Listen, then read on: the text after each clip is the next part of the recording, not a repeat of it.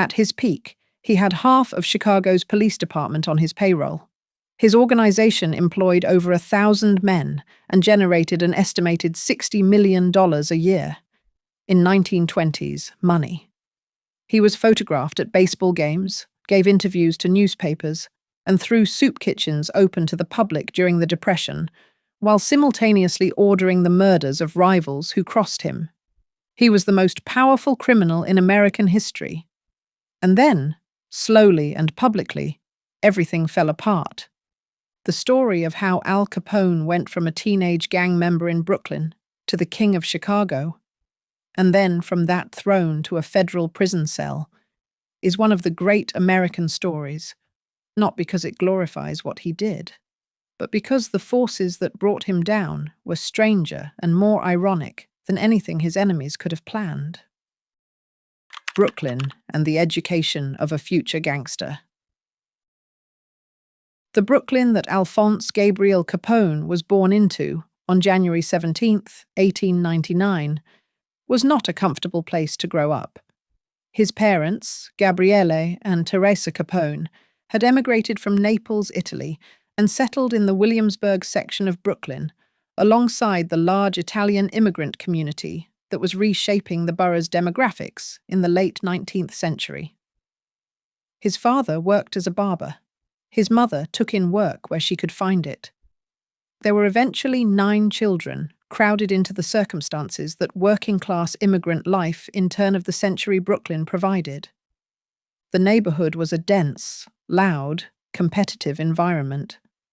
A patchwork of immigrant communities stacked alongside each other, each with its own social hierarchies, each navigating the particular challenges of being new Americans in a city that was welcoming in its official mythology and considerably less so in its daily practice. Italian immigrants in Brooklyn at the turn of the century occupied a specific and not always comfortable position in the city's ethnic landscape. They were recent arrivals, Catholic, and associated in the public imagination with both labor and crime in ways that shaped how their children understood their own options. For young men without education or connections, crime was one of the available paths. It offered money, status, and a form of organizational belonging that legitimate employment in Brooklyn's factories and docks did not. The gang structures that had developed in neighborhoods like Williamsburg were not simply criminal enterprises. They were social institutions with their own codes, their own hierarchies, their own forms of loyalty and obligation that made sense to young men who had grown up inside them. Capone was, by early accounts, a genuinely bright child. He was curious, observant, quick with numbers.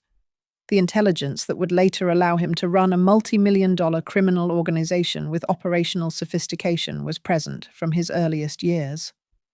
But the school system of that era in Brooklyn was not organized to keep a restless, street-smart Italian immigrant son engaged. And by the 6th grade, the relationship between Alphonse Capone and formal education had reached its breaking point. He was expelled after a confrontation with a teacher and did not return. He was not yet 14 years old.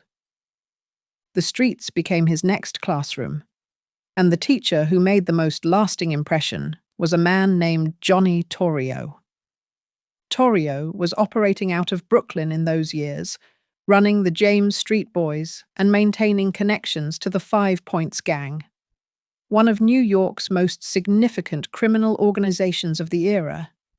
He was, by all accounts of the people who knew him, extraordinarily intelligent and disciplined for his world.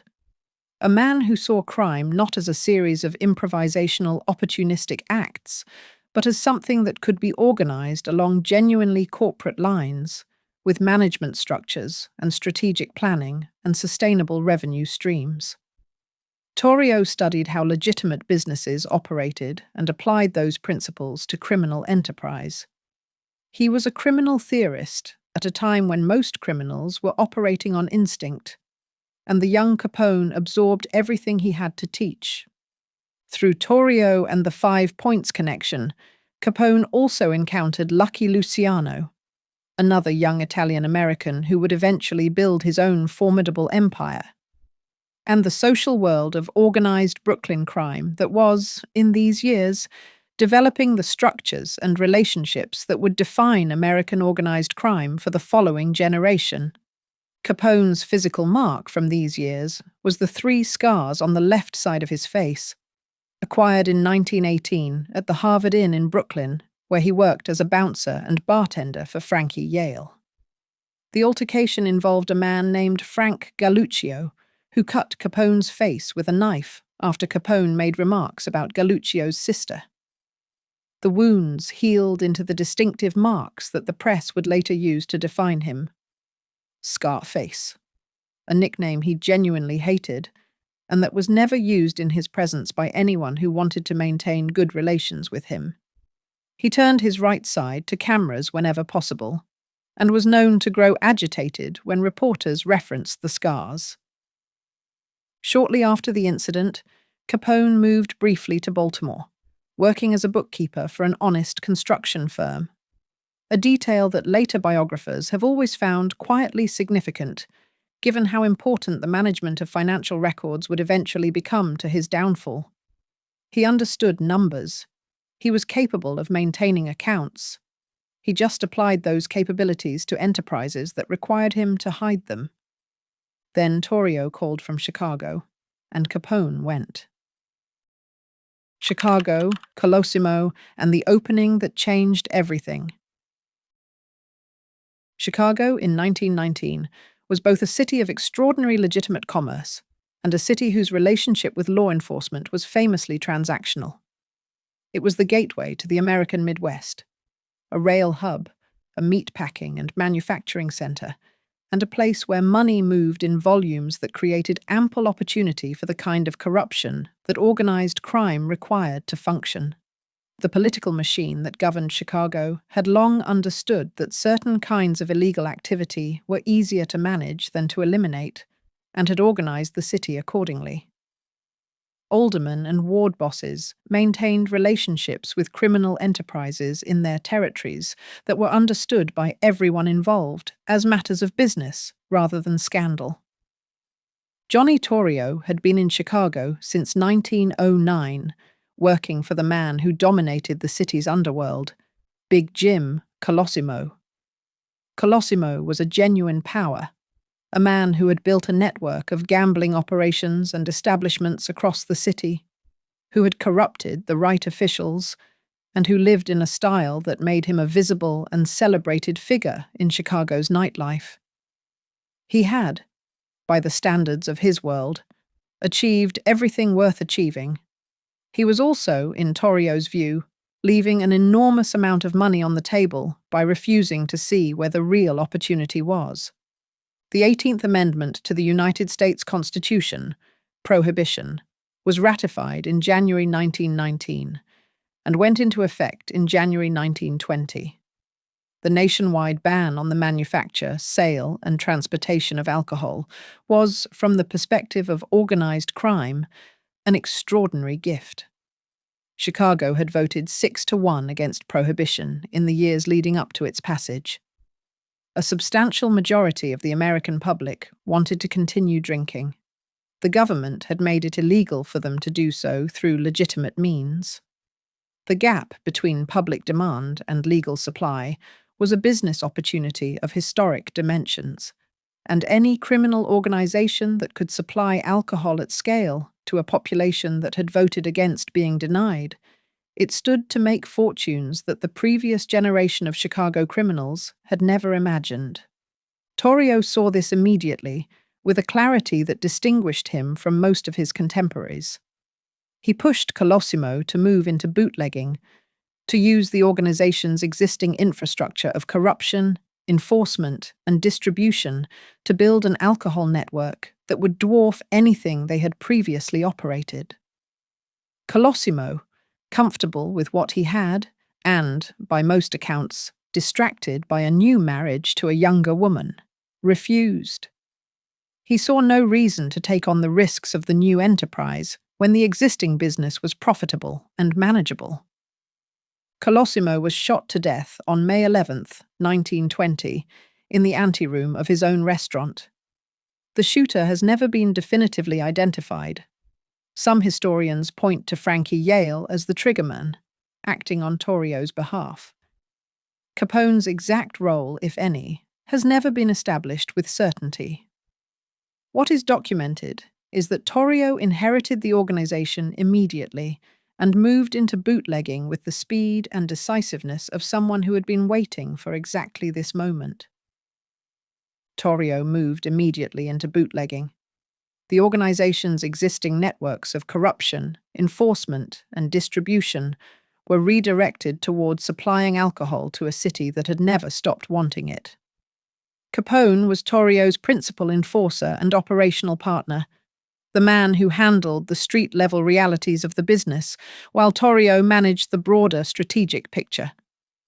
The money was extraordinary. Prohibition-era bootlegging generated revenues that legitimate businesses of similar scale could not match. And in Chicago, where the political infrastructure was already organized around accommodation rather than enforcement, the network grew with relatively limited interference. What interference did come was often purchased. Capone was 21 years old and already richer than most people in any world he might have inhabited. The gang wars and the price of power. Chicago in the early 1920s was not a city with a single dominant criminal organization. It was a city with several competing ones, each controlling specific territories, each with its own alliances and enmities, each watching the others for weakness. The money that Prohibition had created was large enough to fight over, and fight over it they did. The North Side Gang, led by Dion O'Banion, controlled the bootlegging operations in Chicago's North Side neighborhoods and was a persistent rival to the Torrio Capone operation. O'Banion was, by several accounts, genuinely difficult to deal with. Unpredictable, personally confrontational, and willing to undercut agreements when he saw advantage in doing so.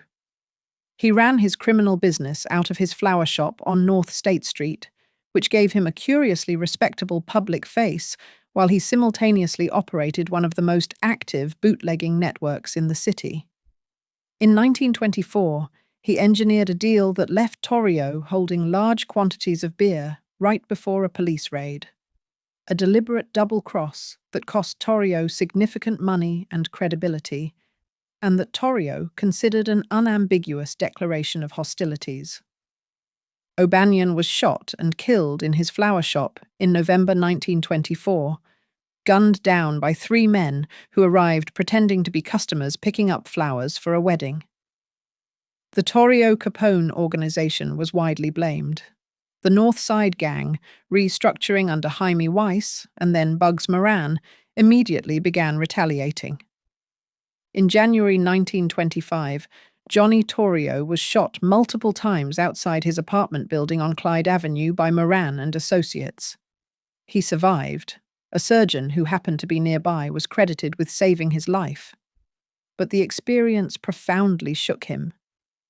After recovering in the hospital, and then serving a brief jail sentence on a bootlegging conviction that O'Banion had engineered before his death, Torrio made a decision that surprised the criminal world he had spent decades building.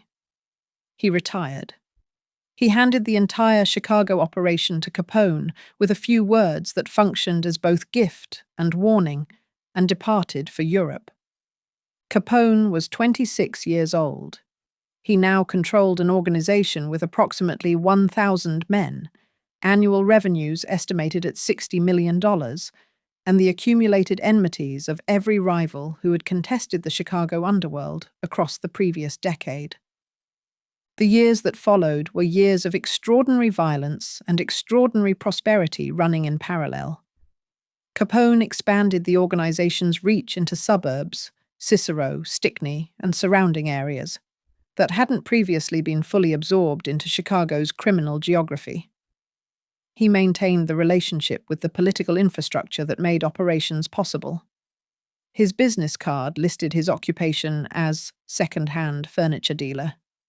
He was, in some meaningful sense, the most powerful private citizen in Illinois. He was photographed at boxing matches and baseball games, received standing ovations from crowds who knew exactly who he was, and gave interviews in which he presented himself as a businessman, supplying what the public wanted in defiance of an unjust law. He opened soup kitchens during the Depression, feeding thousands of people who had no other source of meals in a display of public generosity that was simultaneously genuine and calculated. He told journalists that he made money by supplying a public demand, and that if he broke the law, his customers had no grounds for complaint about the arrangement. And simultaneously, the violence continued. Capone's brother, Frank, was killed in a shooting in 1924. Various associates and rivals died on both sides of ongoing conflicts. The city was, in the tabloid coverage of the era, constantly at war with itself, and Capone was at the center of all of it. The St. Valentine's Day Massacre. February 14, 1929, is the date that defined Al Capone in the public imagination more than any other. What happened in a North Side garage on that morning was the most dramatic single event of the Chicago gang wars, and its impact extended far beyond the specific casualties of that day. The target was Bugs Moran and his North Side organization, which had been a persistent thorn in the Capone operation for years. The plan, as it was eventually executed, involved luring Moran and his men to the SMC Cartage Company garage at 2122 North Clark Street, a regular meeting point for the organization, with the promise of a hijacked whiskey delivery at an attractive price. 7 men assembled in the unheated garage that morning, waiting for the shipment. What arrived instead were 2 men dressed in police uniforms and 2 dressed in civilian clothes, who entered the building and ordered the 7 men to line up facing the brick wall. The 7 men complied. They were bootleggers and enforcers, and they had been through police raids before. Being told to line up against a wall by men who appeared to be officers was not entirely unusual. They stood with their hands on the wall and waited for what they assumed would be the ordinary process of an arrest. What followed was anything but ordinary. The men opened fire with Thompson's submachine guns, firing repeatedly. 6 of the 7 men in the garage died at the scene from their wounds.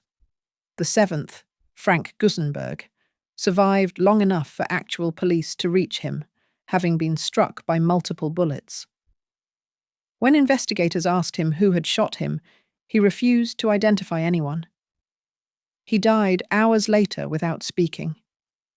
Bugs Moran himself was not among the dead. He had been approaching the garage when he saw what he believed were police officers entering the building, and he decided to wait. The decision saved his life. When asked later about who he thought was responsible, he said that only Capone kills like that. No one was ever charged with the massacre. The identities of the shooters were never definitively established in a court of law, though investigators and historians have consistently concluded that the operation was planned and funded by the Capone organization. Capone was in Florida at the time. The alibi was deliberate and documented. The massacre was the moment when the federal government's attitude toward Capone changed fundamentally. President Herbert Hoover, who took office in March 1929, was reportedly furious about it and personally directed that federal resources be brought to bear against Capone specifically. The most powerful criminal in America had just executed 7 men in a garage in broad daylight, and the federal government was going to do something about it. The question was how, and the answer, when it came, was one that nobody in the criminal world had anticipated. The men who brought him down. The approach that ultimately destroyed Al Capone was not the approach anyone would have predicted. It did not involve catching him ordering a murder or transporting liquor. It involved his taxes.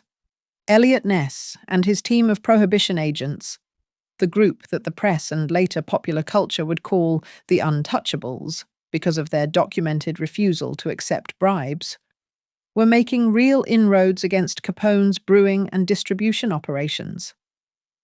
Ness was 26 years old when he was assigned to lead the unit in 1930, and he approached the work with a combination of genuine idealism and tactical intelligence that was genuinely unusual in the Prohibition-era federal apparatus. Between 1930 and 1931, the Untouchables raided dozens of breweries and distilleries across Chicago, documenting the connections between the facilities and Capone's organization. They caused real financial damage and generated significant press attention. Ness understood that publicity was part of the strategy. Every brewery raid that made the front page was pressure on Capone from a direction that money couldn't easily address. But the Untouchables' work, real and significant as it was not what put Capone in prison. The actual tool of his downfall was a team of investigators from the Internal Revenue Service, working under the direction of a special agent named Frank Wilson, who would later describe the case as the most significant and the most painstaking of his career. The theory was straightforward and had already been successfully applied to other organized crime figures in the years preceding the Capone investigation. If you could prove that a person had received income significantly in excess of what they had reported to the federal government, you had a federal crime, regardless of how the income had been generated. American tax law did not distinguish between legal and illegal income. Money was money, and the obligation to report it and pay taxes on it applied to bootleggers and gamblers as surely as it applied to manufacturers and merchants. The failure to report substantial income was tax evasion, and tax evasion was a federal crime carrying serious penalties. The challenge, applied specifically to Capone, was that he had been careful about direct financial connections. He didn't maintain bank accounts in his own name. He didn't sign checks. The organization dealt primarily in cash and operated through layers of intermediaries specifically designed to create distance between Capone and any transaction that could be documented. His organizational structure, the corporate-style hierarchy that Torrio had originally developed and that Capone had refined, was partly designed to protect him from exactly this kind of financial scrutiny. Wilson's team spent years working through the problem. They interviewed dozens of witnesses across the organization's territory: gamblers, bookkeepers, lower-level operators who had knowledge of specific transactions and who could be persuaded to share that knowledge under the right circumstances. They traced cash flows through gambling operations, through breweries, through the network of establishments the organization controlled. They documented expenses, properties, services, goods that Capone had clearly authorized and received, even when his name wasn't directly on the paperwork. The key breakthrough was finding specific transactions that could be traced back to Capone personally and that demonstrated income far beyond anything he had ever reported. A cashier's check here. A documented purchase there. Witnesses who could place him as the recipient of specific sums at specific times. The evidence was never dramatic in the individual instance. It was the accumulation of dozens of careful, methodical documentations of specific financial events that built the case. Wilson reportedly spent months reviewing coded betting slips and account books, looking for connections. He found them. A federal grand jury was presented with the assembled evidence in 1931. The indictment charged Capone with 22 counts of tax evasion covering the years 1925 through 1929, and a related charge connected to prohibition violations. Capone's legal team initially believed that a deal was achievable. They negotiated with prosecutors and reached what they believed was an agreement: a guilty plea to reduced charges in exchange for a sentence of 2 to 2.5 years. In the context of the charges Capone was facing, 2 years was survivable. The organization would hold. He would return. Judge James Wilkerson, assigned to the case, made clear that he was not party to any agreement reached between the prosecution and the defense. He was not bound by their understanding. He would sentence according to his own judgment of what the law required. The deal fell apart. There would be a trial. The trial and the verdict. The trial of Al Capone in Chicago's Federal Building in October 1931 was one of the most widely attended and reported legal proceedings in American history to that point. The courtroom was packed every day. Press coverage was nationwide and intense. The defendant was the most famous criminal in the country, and the proceedings were followed with an interest that reflected both public fascination with the man and genuine understanding of the legal significance of what was happening. Capone came to court each day in expensive, well-tailored suits, accompanied by his legal team, carrying himself with the composed authority that had characterized his public appearances throughout his years at the top of the Chicago underworld.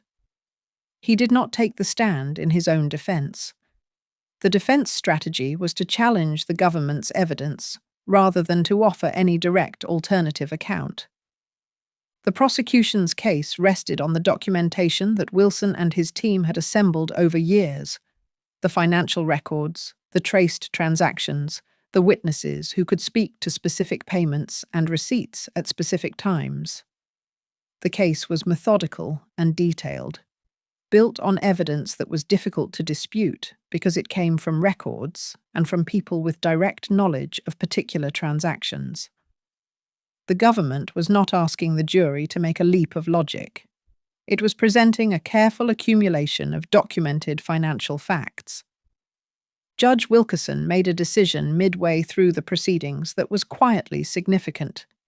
He swapped the entire jury that had been impaneled for a different one, having received information that Capone's associates had attempted to bribe or intimidate members of the original panel. He brought in a fresh jury from a different pool of potential jurors. The defense had no opportunity to compromise the new panel. The jury deliberated for 8 hours before returning their verdict on October 17, 1931. Guilty on 5 of the 22 tax evasion counts, not guilty on the prohibition conspiracy charges.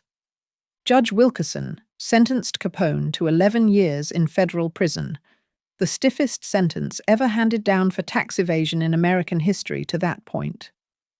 Along with $10,000 in fines and the costs of the prosecution, Capone's attorneys filed appeals immediately. Every appeal was denied. He was going to prison, and he was going for a long time.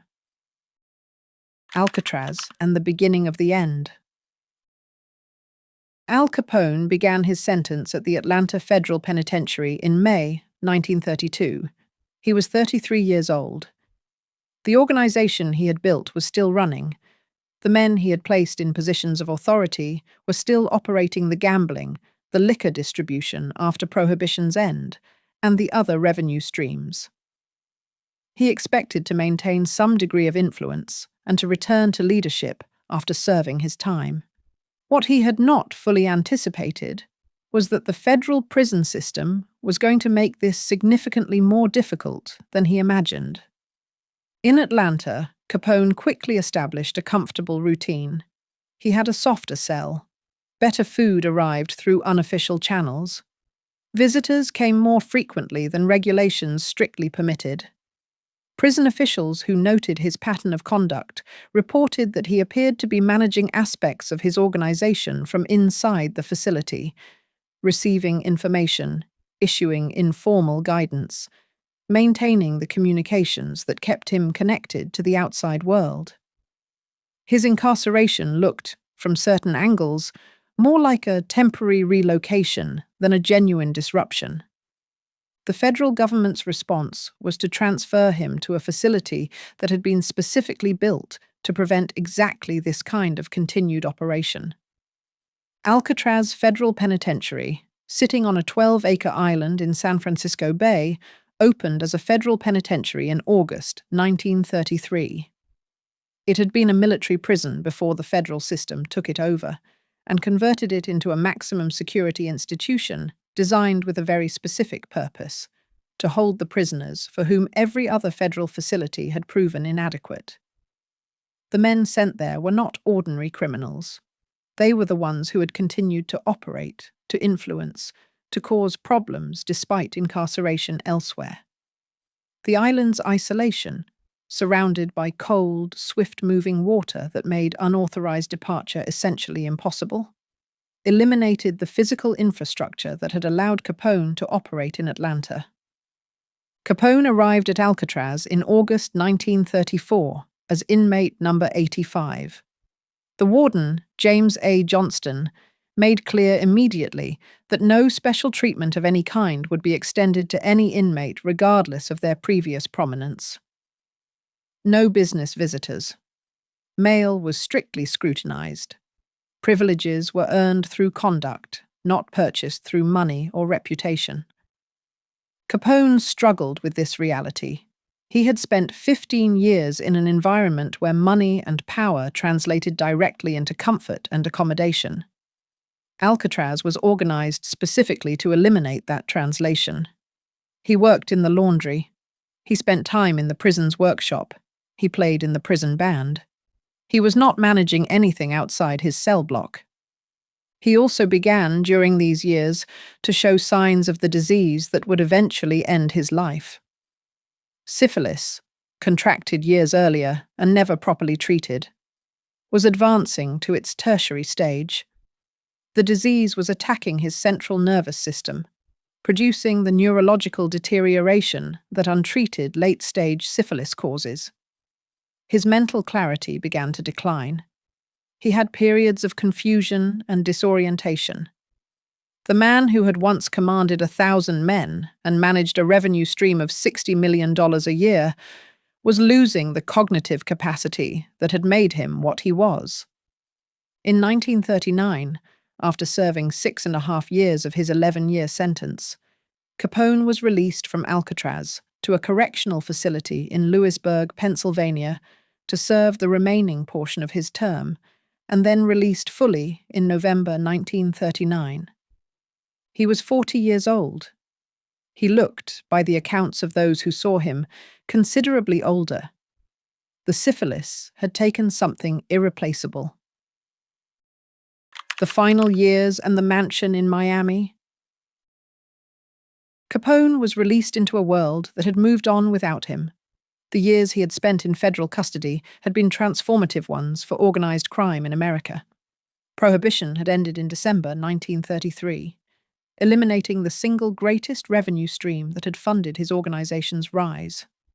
The men who had served under him had reorganized themselves during his imprisonment, forming new alliances and operating under new leadership structures that had developed without his input or oversight.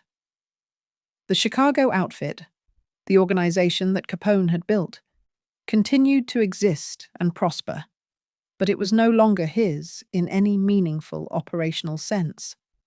His mental deterioration made it impossible for him to reclaim what he had once been, even had the organizational landscape permitted it. He retired to his estate on Palm Island, Florida, the mansion in Miami Beach that he had purchased in 1928, a large waterfront property on Biscayne Bay with a private dock, a swimming pool he had added after purchase, and the kind of comfortable extravagance that had always characterized his spending. The Miami establishment had tried, in the years before his imprisonment, to force him out. The city sued to have him removed, classifying him as a public nuisance. But the property remained his, and it was where he went when there was nowhere else to go. His wife, May, whom he had married in December 1918, before the Chicago years began, and who had remained faithful and devoted through the trials and the prison sentence and the illness, was there with their son.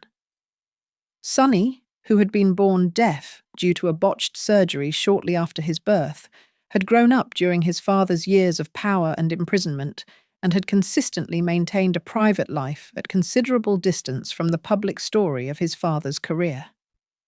The neurological damage from the syphilis was significant and progressive. By the early 1940s, Capone had, in the clinical assessment of his physicians, the mental capacity of a child. He spent his days fishing in the waters around the estate, playing cards with the small circle of trusted companions who still came to visit, walking the grounds in the Florida warmth. He was not violent. He was not calculating. He was not managing anything.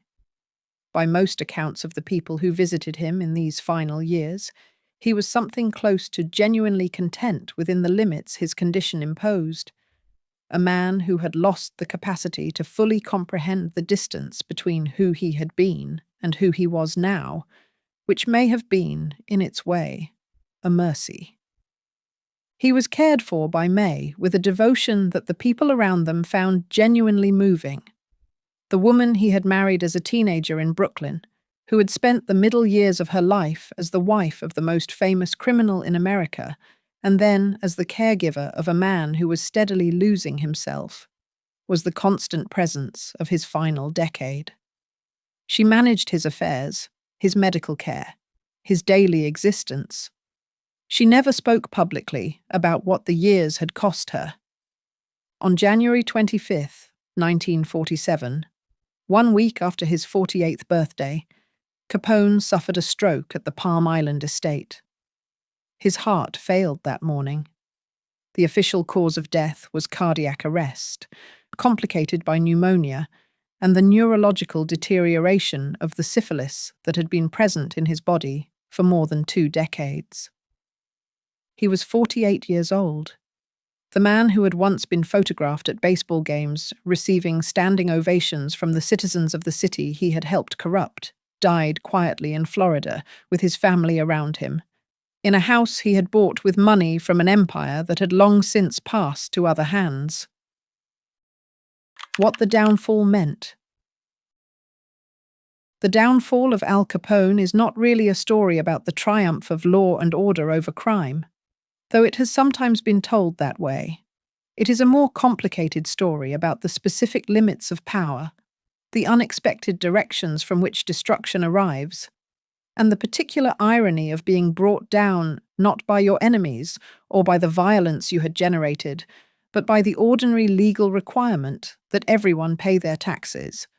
Capone had survived assassination attempts, gang wars, and years of sustained pressure from local law enforcement. He had paid his way out of innumerable difficulties. He had built an organization sophisticated enough that direct evidence of his crimes was almost impossible to obtain through conventional means. He had, in the specific language of his world, managed everything except the paper trail. It was the paper trail that got him. Eliot Ness and the Untouchables are the figures that popular culture remembers from this story. They have books and films and a television series named after them. Their work was real, and it was significant. They raided breweries, documented connections, and harassed Capone's operation publicly in ways that created genuine pressure. But it was Frank Wilson and the IRS agents who actually put Capone in prison, working through financial records in a way that was genuinely unglamorous and took years of meticulous, patient effort. Wilson reportedly reviewed 18,000 pages of documents and conducted interviews with hundreds of witnesses across the years of the investigation. The Untouchables got the headlines. The accountants built the case. The legal principle that the Capone case established, that illegal income is taxable income, and that failure to report it constitutes a federal crime, remained a central tool in American law enforcement for decades after his conviction. The same approach was used against organized crime figures throughout the mid-20th century and beyond, making Al Capone's prosecution one of the most consequential legal precedents in American criminal law. Al Capone's conviction became the template for dismantling the kind of criminal enterprise that generated money through channels that made direct evidence nearly impossible to obtain. The tax code did what bullets could not. The organization he built, the Chicago outfit, survived him by decades. It continued operating through the 1940s, 1950s, and well beyond, under a succession of leaders who inherited the organizational principles that Torrio had originated and Capone had perfected. The structure proved considerably more durable than the man who had most famously inhabited it. What Torrio had conceived as a criminal corporation, with its management structures, its revenue streams, its carefully maintained political accommodations, outlasted the era of Prohibition, the era of Capone, and most of the individuals who had built it. The city of Chicago has a complicated and sometimes reluctant relationship with his memory.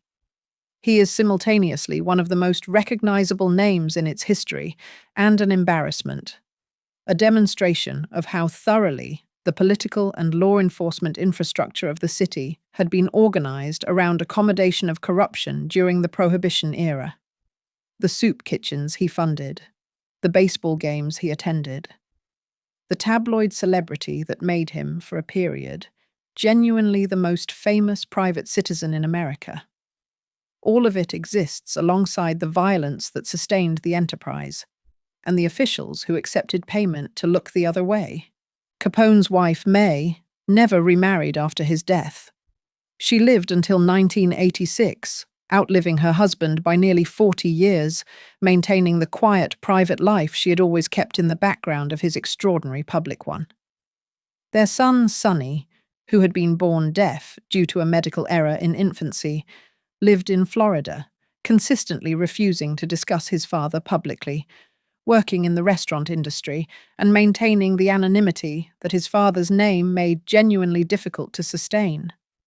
The scars on Capone's face, which he had spent his career trying to conceal by turning his right side toward cameras whenever possible, became after his death the most reproduced image of him.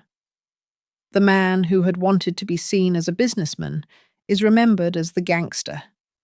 The careful financial management that might have kept him free was undone by the financial records he didn't keep carefully enough.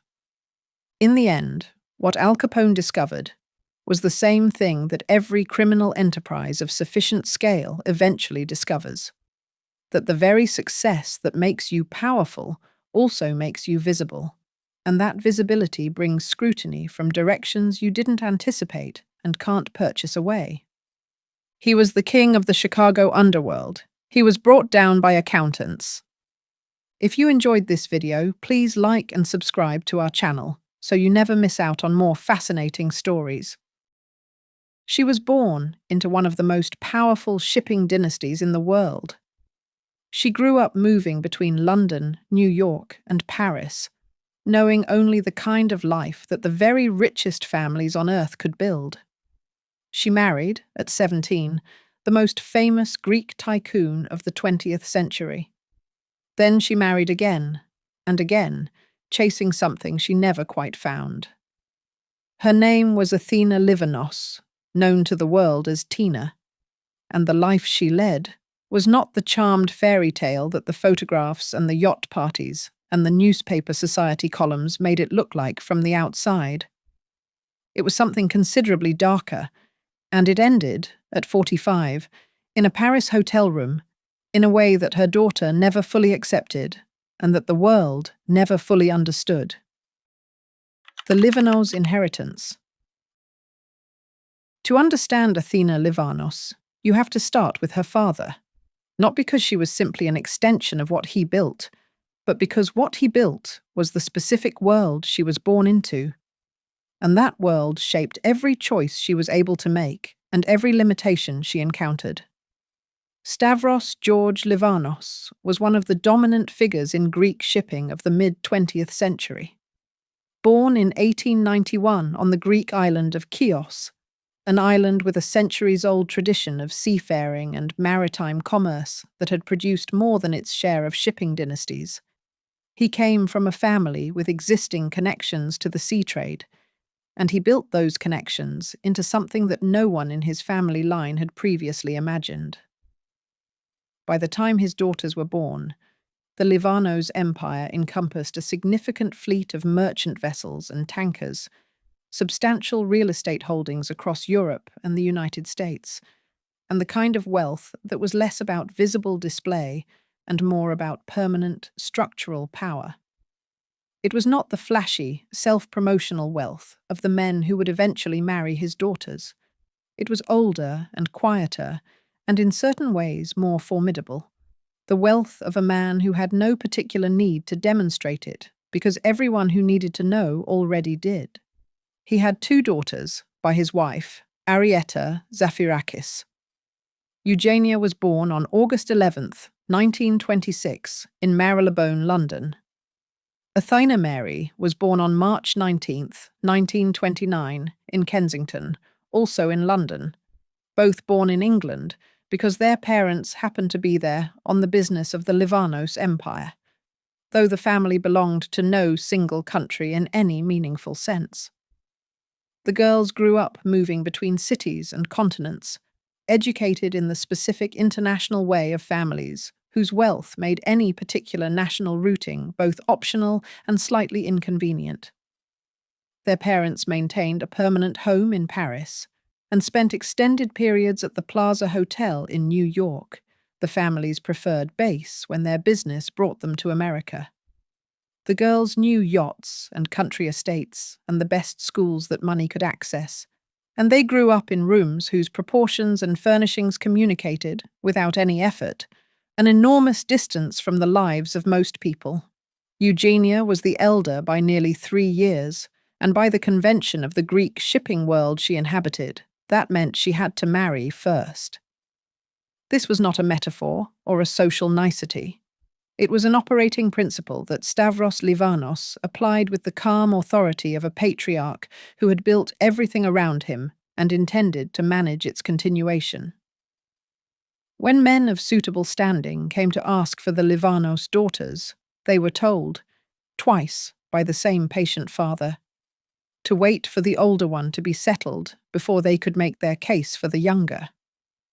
The 2 men who came asking, and who were told to wait, were Stavros Niarchos and Aristotle Onassis.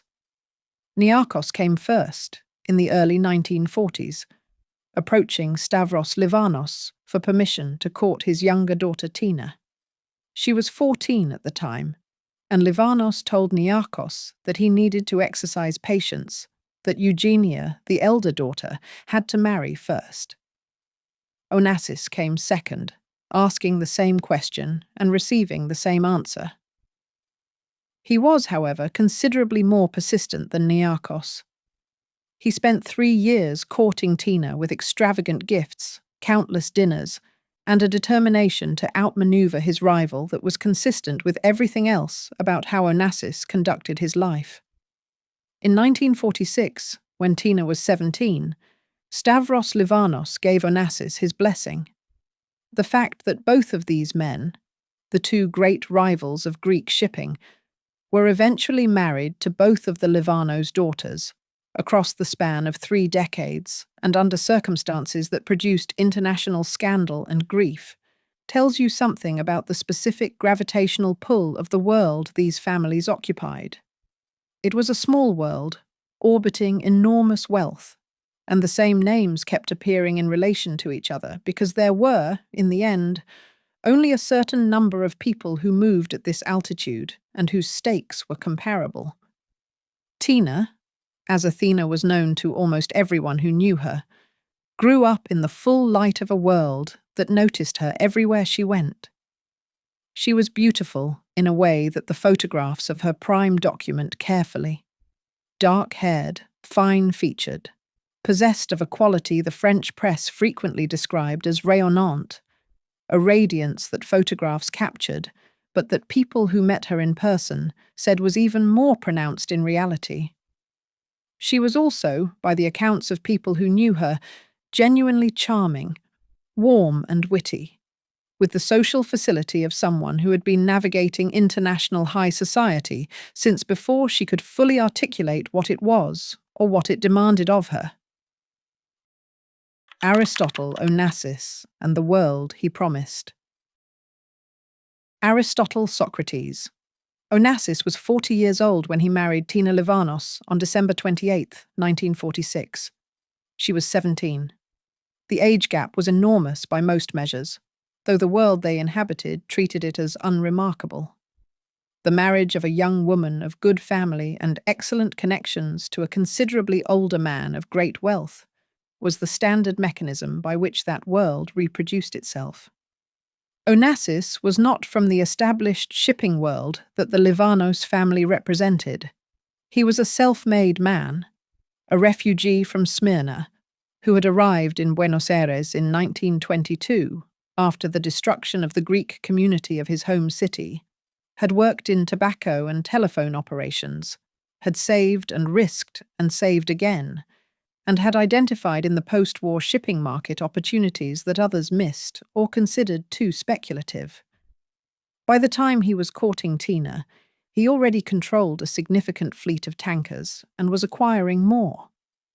By the time they married, the trajectory was already pointing towards something larger than almost anyone in the shipping world had previously achieved. He was also, by reputation and by consistent observation of those who knew him, a man of extraordinary personal magnetism, someone whose physical presence and conversational force made an impression that outlasted the meetings that produced it. He was not particularly tall and not classically handsome, but he had the specific quality of absolute self-possession that certain people carry, the complete absence of self-doubt that manifests as a kind of gravity in rooms. Women were consistently drawn to him. Men were consistently either drawn to or repelled by him, with relatively little neutral ground available. Tina entered the marriage at 17. They had 2 children, Alexander in 1948 and Christina in 1950. Whatever the marriage was or wasn't in its private dimensions, Tina loved her children with a consistency and visibility that every account confirms. She was present for them in ways that the peripatetic yacht and party life she inhabited sometimes made logistically complicated, but that she managed with genuine commitment. The marriage gave Tina the world as it looked from the most elevated vantage point available to women of that era. The yacht Christina, named for her daughter, and decorated in such extraordinary fashion that its bar stools were famously upholstered with the skin of a whale's tooth, became the most celebrated private vessel of the mid-20th century. The guest lists on that yacht over the years included Winston Churchill, Greta Garbo, Grace Kelly, and essentially every prominent political and cultural figure of the period who was invited and willing to accept. The parties were legendary, the residences were magnificent, the clothes and the jewels were extraordinary in the specific way that becomes difficult to convey outside photographs. But the marriage was deteriorating by the early 1950s and had effectively become a formal arrangement by the late 1950s. Onassis was constitutionally incapable of the specific kind of marital fidelity that Tina's situation required. He had affairs with considerable frequency, and the world around him was organized to accommodate this. The men who surrounded him didn't mention it to their wives, and the culture of that particular world didn't provide much language for a wife to object effectively. Maria Callas was different from the affairs that had preceded her. The most celebrated soprano of the 20th century, perhaps the greatest interpreter of the operatic repertoire that the form has produced, was a figure of such force and international prominence that her relationship with Onassis became a story the world wouldn't let go of. She was dark and complicated and entirely riveting, and Onassis was obsessed with her in a way that his previous attachments had not matched. Tina discovered her husband together with Callas on the yacht that bore her daughter's name. The discovery was direct, not rumoured, a specific moment of irreversible clarity. She filed for divorce in 1960. She was 31 years old and had been married for 14 years. She took her children and her dignity, and the specific knowledge that she had been, in important ways, an asset used in the service of Aristotle Onassis's social and commercial ambitions, rather than a person fully seen by the man she had married. She would carry that knowledge forward into the marriages that followed. Lord Blandford and the years between. The marriage to Aristotle Onassis had occupied Tina's entire adult life to that point. She had been 17 when it began. She was 31 when it ended. The divorce left her with 2 children, an international social reputation, and the specific challenge of being a divorced woman in early 1960s high society. A status that carried more complications then than it would in the decades that followed, particularly in the world she moved through, where the formal conventions of marriage still carried real social weight, even among the very wealthy. The children were the center of her life in a genuine way. Alexander was 12 when the divorce was finalized. Christina was 10. Tina arranged her life around their needs with a dedication that the people who knew her consistently noted. She was not a mother who delegated the work of motherhood to a rotating staff of nannies and tutors while pursuing her own social calendar. She was present, attentive, and visibly invested in who her children were becoming. On October 23, 1961, just over a year after the divorce from Onassis, she married John Spencer Churchill, Marquess of Blandford, who would eventually inherit the title of Duke of Marlborough and become one of the most prominent hereditary peers in Britain.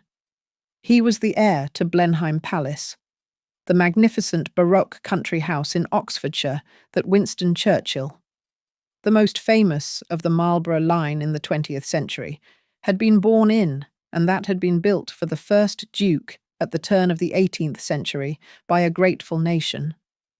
The palace was one of the great houses of England, and the Blandford connection placed Tina firmly within the British aristocratic establishment in a way that her Greek shipping background had not.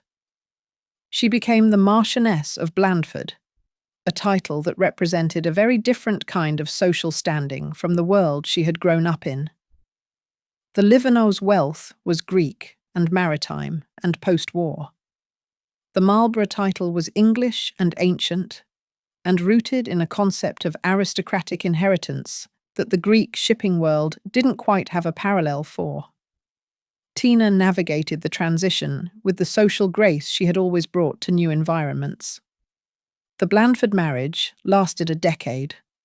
It was not, by the accounts of people who knew the couple, a passionate or particularly happy arrangement, more a mutual management of complementary social positions, a shared world of country house weekends and international travel, a companionable arrangement between 2 people who suited each other on a certain level without particularly inspiring each other. Blandford had his own well-documented difficulties, including issues with substance use that became more prominent across the years of their marriage. Tina had her own emotional landscape to navigate. They divorced in March 1971. By the time of that divorce, the world around Tina had already been altered by an event so unexpected and so disturbing that the Blandford marriage had probably been undermined by its gravitational force from the moment it happened. Her sister Eugenia was dead. Spetsopola and the death of a sister. Eugenia Livanos had married Stavros Niarchos in 1947, the same year that Tina had been settling into her own new life as Mrs. Onassis. The 2 Livanos sisters, married in the same year to the 2 most prominent Greek shipping tycoons of their generation, had been the defining marriages of that small, glittering world, and their parallel lives had continued across the following 2 decades, while the 2 men's rivalry for supremacy in Greek shipping had become one of the defining commercial conflicts of the post-war era. Niarchos and Onassis disliked each other with a sustained intensity that went beyond mere competition. They were genuinely adversarial in a personal way, Two men of equivalent ambition and roughly equivalent power, each convinced of his own superiority, competing for ships and contracts and influence in the same markets. Their respective fleets kept growing. Their respective social circles kept overlapping.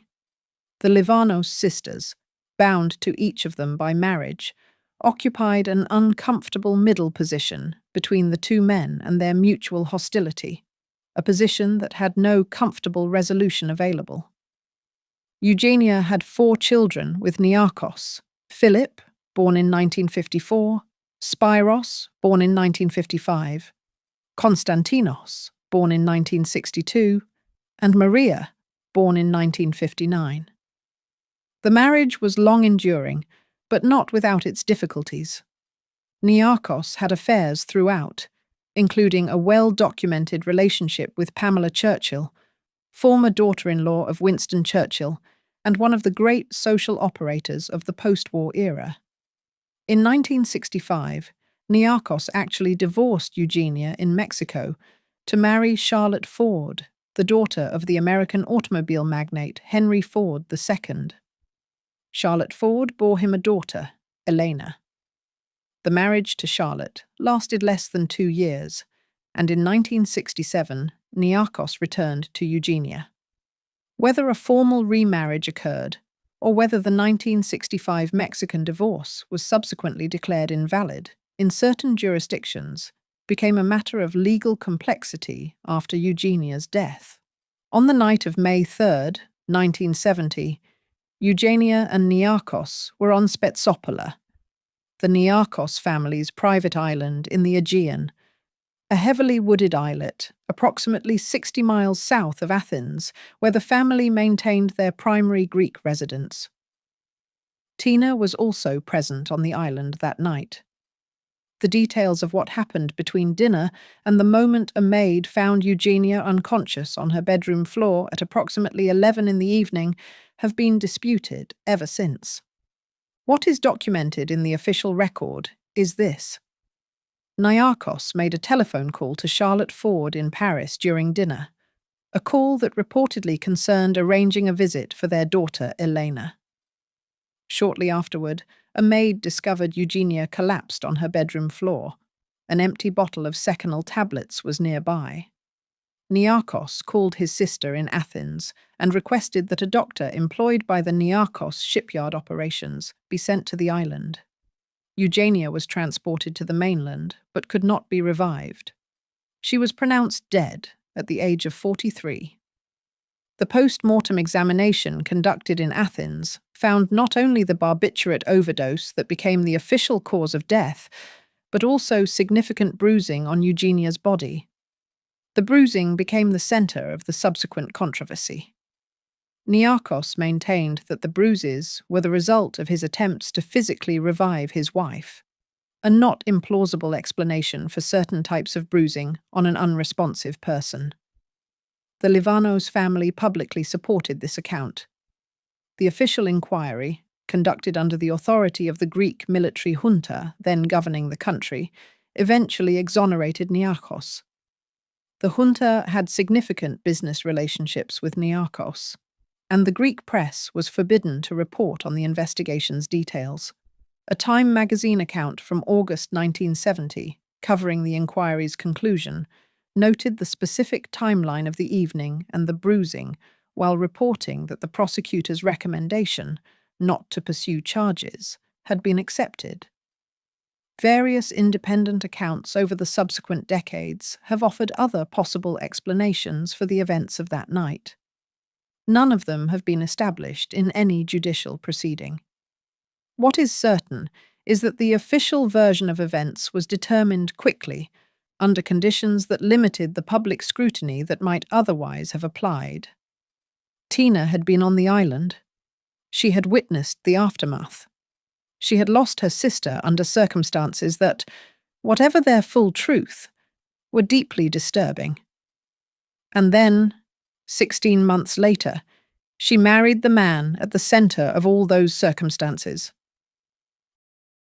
The marriage that shocked the world. The announcement of Tina Livanos's engagement to Stavros Niarchos, the man who had been her sister's husband and who had been present when her sister died, produced the kind of international press reaction that only the convergence of extreme wealth, extreme social prominence, and genuinely incomprehensible human behavior can produce. On October 21st, 1971, Tina Livanos and Stavros Niarchos were married. She was 42. He was 62. He had been her sister's husband for more than 20 years. The Livanos family, which had supported Niarchos through the investigation into Eugenia's death, did not publicly oppose the marriage. The world watched and speculated and found no framework adequate to what it was seeing.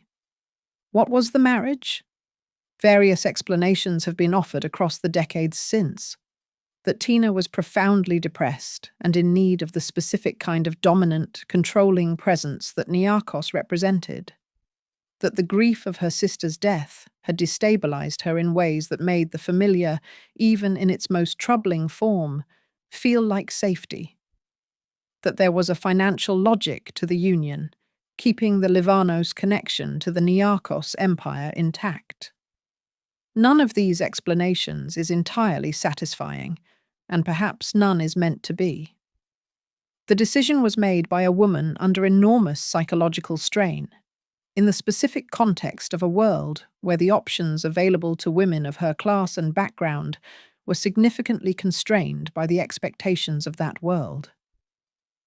Niarchos was a man of formidable personal presence, magnetic, intellectually powerful, a collector of art of genuine discrimination, an owner of some of the most beautiful properties in the world.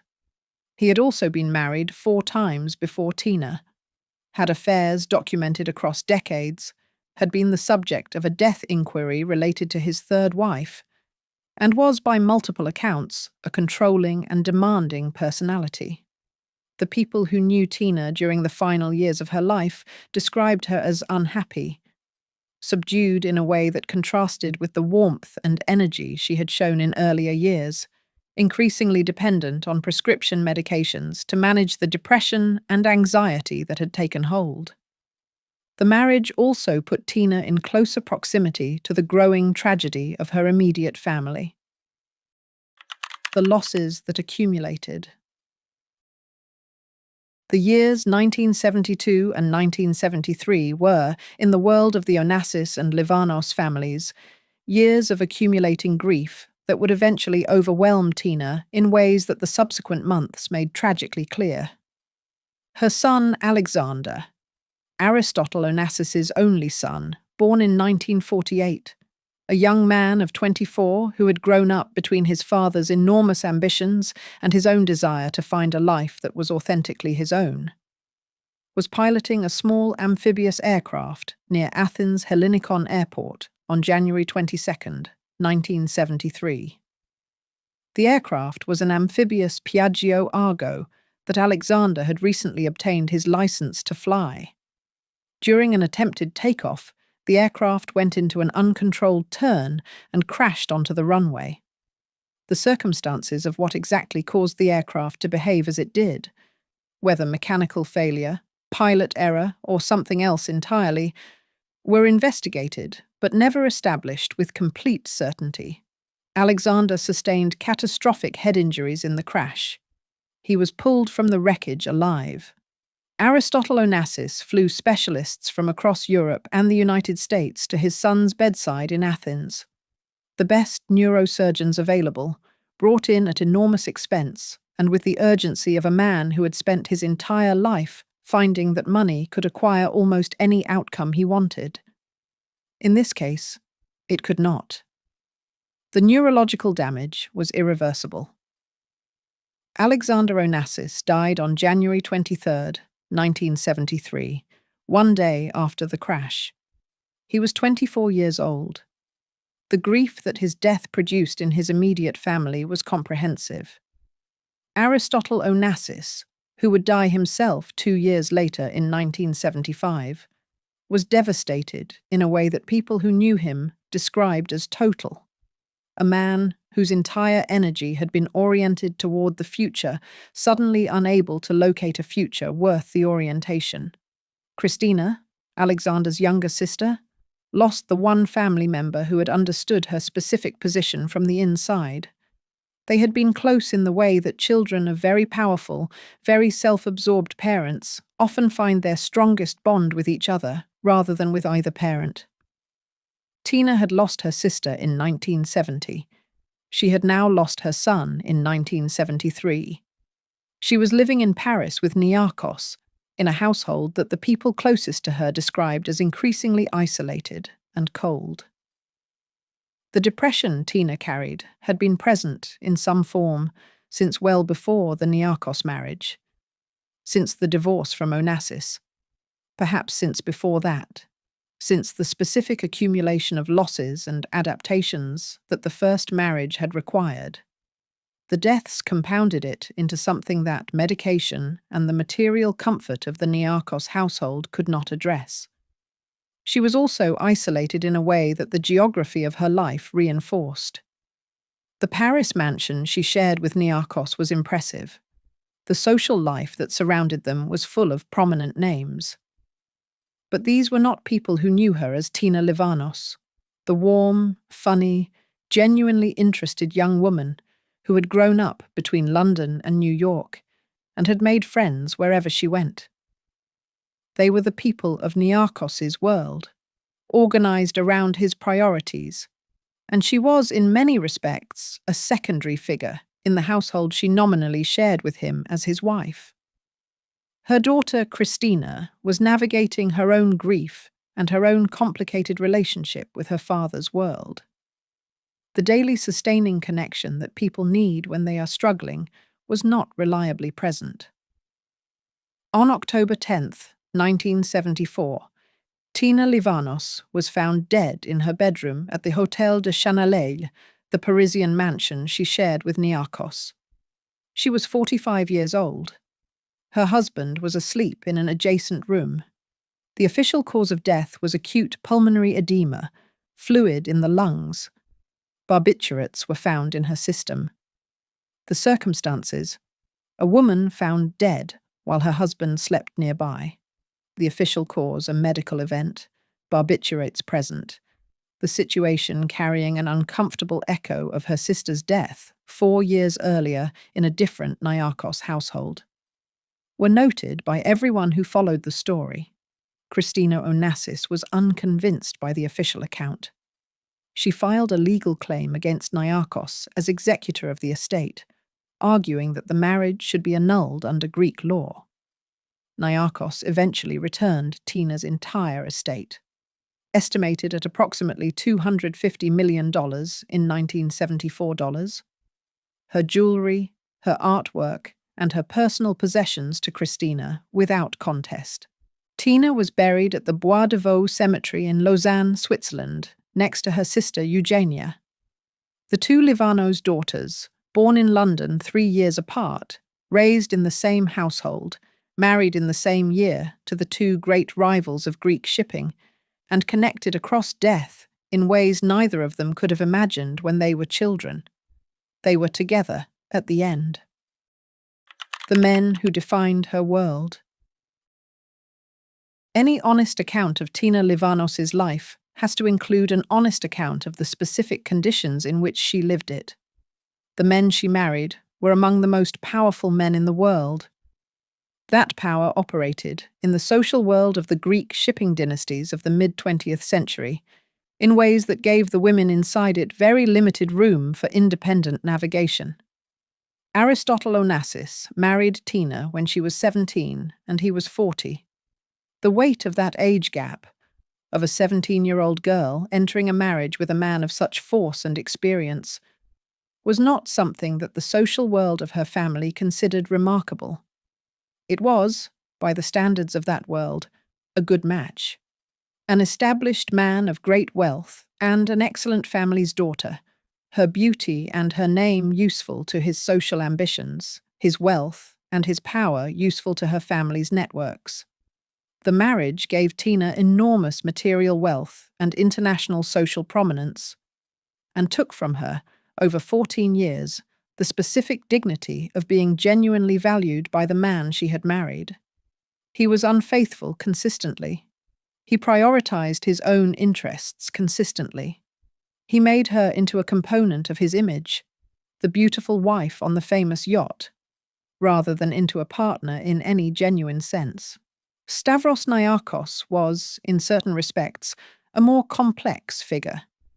He was more intellectually cultivated than Onassis in the conventional sense.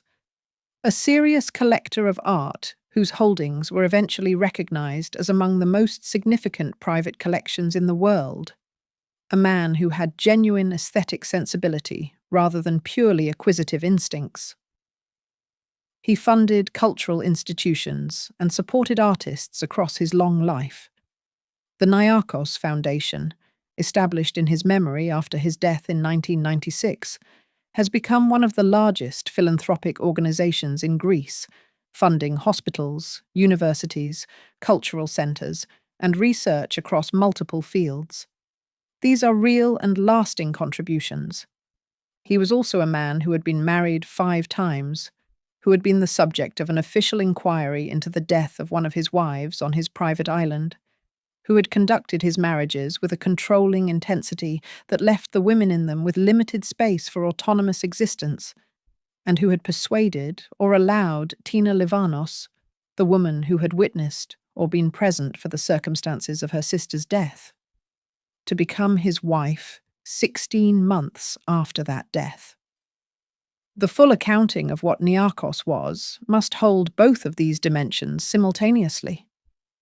The Greek military junta's management of the Eugenia Niarchos inquiry, restricting press coverage, controlling the investigation's parameters, represented the specific intersection of extreme wealth and political power that characterized the world Tina had spent her life inside. Accountability in that world operated differently than it did elsewhere. The junta fell in July 1974. Niarchos died peacefully in Zurich in April 1996, aged 86. What was left and what was lost? Tina Livanos died at 45, and the question of what she might have been with different circumstances, with choices made at different ages, with different men, in a different world, is one that the historical record poses but cannot answer. What the record does tell you is that she was, in the years before the marriages and the losses and the accumulated weight of a life organized around others' priorities, genuinely vibrant. The people who remembered her from her earlier years, from the years when she was still the charming Tina who could move through any room and make everyone in it feel warmly noticed, described someone with a genuine quality of engagement and warmth that made the later years, the subdued and diminished Tina of the early 1970s, all the more painful to observe. The photographs of her in the late 1940s and 1950s capture something that goes beyond the conventional beauty, a quality of animation, of genuine presence, that makes the photographs of her final years feel like images of a different person. She had 2 children. Alexander, her firstborn, was buried in 1973 at 24. Christina, her daughter, born in 1950, inheritor of the Onassis fortune, spent the following years navigating her own considerable grief and her own complicated story. Christina married 4 times, fought for control of her father's shipping empire, struggled persistently with her health, and died in 1988 at the age of 37 in Buenos Aires, Argentina, where she had been staying with friends. The cause of death was acute pulmonary edema, the same condition officially listed as her mother's cause of death 14 years earlier. She was buried on the island of Skorpios, the private Onassis island in the Ionian Sea, alongside her father and her brother. The direct Onassis line had extinguished itself within a decade and a half. Tina's only surviving descendant is her granddaughter, Christina's daughter, Athena Onassis de Miranda. born in January 1985 and named for the grandmother she never knew. Athena grew up in Switzerland after her mother's death, raised by her stepfather, Thierry Roussel, and his family, inheriting the residual Onassis fortune and a name that carried more history than any child should have to carry. She became a professional equestrian, competed at international level, and has lived a life considerably more private than anything the Livanos or Onassis names would have predicted for someone carrying their inheritance. She has declined to participate substantially in the ongoing public fascination with her family's story, and that decision, given what the story contains, seems entirely understandable. The Niarchos Empire continued under Stavros Niarchos's management until his death in Zurich in April 1996 at the age of 86. He left behind a shipping dynasty, a world-class art collection, and the Niarchos Family Foundation, one of the largest philanthropic organizations in Greece, which funds cultural institutions, medical research, and educational programs across the country. The Stavros Niarchos Foundation Cultural Center in Athens, completed in 2016 and designed by architect Renzo Piano, is one of the most significant cultural buildings constructed in Greece in the modern era. These are real and lasting contributions. What they do not address, and what no philanthropic legacy can retroactively address, are the specific dimensions of the human stories that intersect with his name. The two Livanos sisters, buried side by side in Lausanne, both dead before they were 50, both having died in circumstances that generated contested official accounts, both having been most intimately connected to the same man in the final chapters of their lives. Their story is not resolved by the buildings that bear his foundation's name. What the story says. The story of Athina Livanos is, in one reading, a story about the specific cost of being born beautiful and well-connected in a world that had organized itself to convert beauty and connection into currency for men's ambitions rather than material for women's own lives. She was 17 when she first married. She was 42 when she made the choice, whether freely or under pressures that the record cannot fully reconstruct, to marry the man who had been her sister's husband and who had been present when her sister died. She died at 45, in a room in Paris, alone, except for the husband sleeping nearby, with barbiturates in her system and a cause of death that her daughter refused to accept without contest. The world she lived in was genuinely extraordinary. The yachts and the palaces and the parties and the art collections and the private islands, all of it was real, and the photographs document it with a faithfulness that makes it difficult to remember that photographs are selected to show what the people selecting them want shown. The difficult things are not in the photographs. The marriage that began when she was 17 is not in the photographs. The specific quality of her life in the final years, isolated, depressed, diminished by a sequence of losses that her material world could not address, is not in the photographs. What is also not in the photographs is Tina herself, as opposed to the image of Tina, the warm, funny, genuinely interested person who had been underneath the socialite persona all along, who had loved her children and her sister with a consistency that the formal record confirms, and who had tried, across 30 years of adult life, to find in the marriages and the social world and the extraordinary settings that surrounded her the thing that the settings never contained. She was born into a world that placed extraordinary women at the disposal of extraordinary men. She was the younger daughter of Stavros Livanos, handed from her father's authority to the authority of a succession of powerful men who each, in their different ways, used what she offered without fully recognizing what she was. She tried, within the constraints of the world she had been born into, to find something real. The people who knew her in her early years believed she was finding it. The circumstances of her death at 45 suggest she did not find it in time. She deserved more time. She deserved better circumstances. She deserved, at minimum, the kind of careful attention that the people responsible for her well-being failed to provide in the moments when it would have mattered most. The beauty was real. The billions were real. The betrayal, by the men who used her, by the world that organized itself around their needs, by the specific loss of her sister in circumstances that were never fully clarified, was also real.